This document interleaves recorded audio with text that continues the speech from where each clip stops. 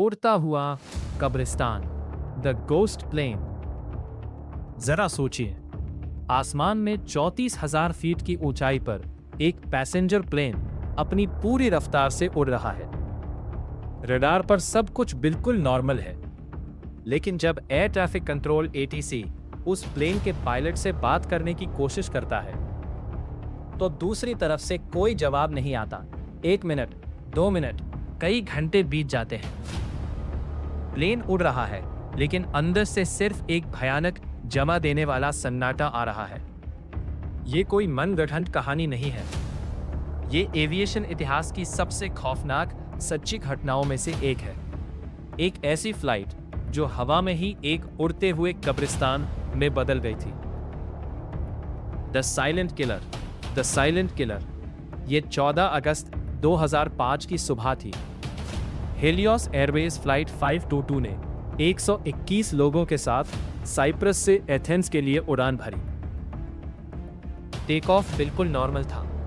यात्री अपनी सीटों पर आराम कर रहे थे, लेकिन कॉकपिट के अंदर एक बहुत छोटी सी लेकिन जानलेवा गलती हो चुकी थी।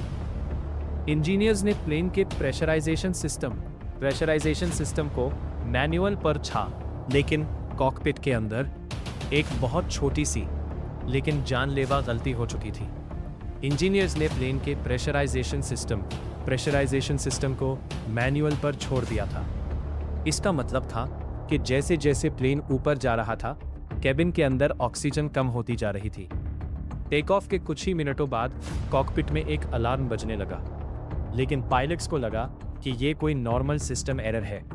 उन्होंने इसे इग्नोर कर दिया, और यहीं से शुरू हुआ मौत का वो खामोश खेल।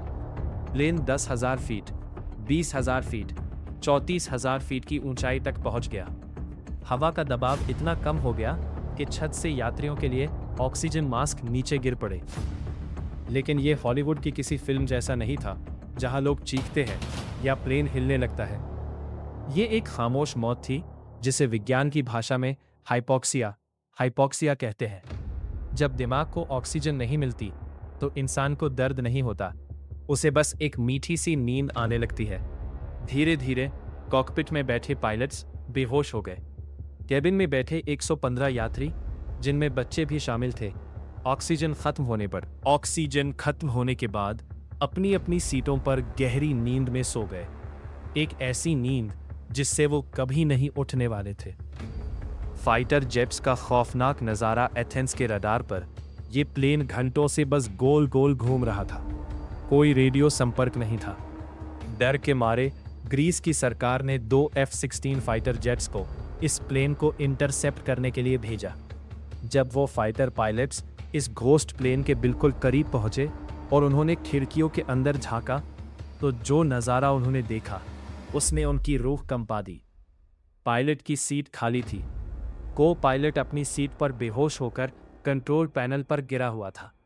पूरे प्लेन में ऑक्सीजन मास्क लटक रहे थे। सारे के सारे यात्री अपनी सीटों पर बेजान पड़े थे। प्लेन ऑटो पायलट पर अपने आप उड़ रहा था। 121 लाशों को लेकर यह जहाज आसमान का सीना चीर रहा था। लेकिन तभी फाइटर पायलट्स ने कुछ ऐसा देखा जिस पर उन्हें यकीन नहीं हुआ।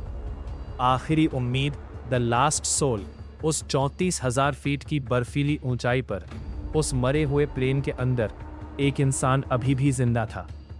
उसका नाम था एंड्रियास प्रोड्रोमो, जो एक फ्लाइटर जेट का कहा भी। वह एक पोर्टेबल ऑक्सीजन सिलेंडर के सहारे जिंदा बच गया था।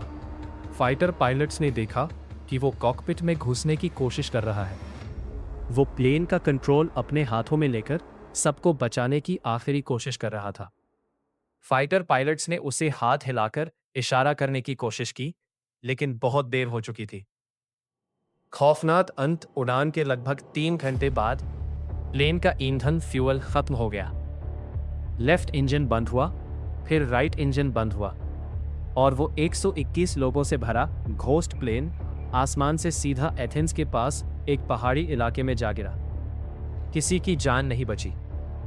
आज भी जब हम किसी प्लेन में बैठते हैं और पायलट हमें ऑक्सीजन मास्क पहनने के निर्देश देते हैं, तो हम उसे मजाक में लेते हैं। लेकिन हेलियोस फ्लाइट 522 की वो खौफनाक उड़ान हमें याद दिलाती है कि आसमान की वो खामोशी मौत से भी ज्यादा खतरनाक हो सकती है।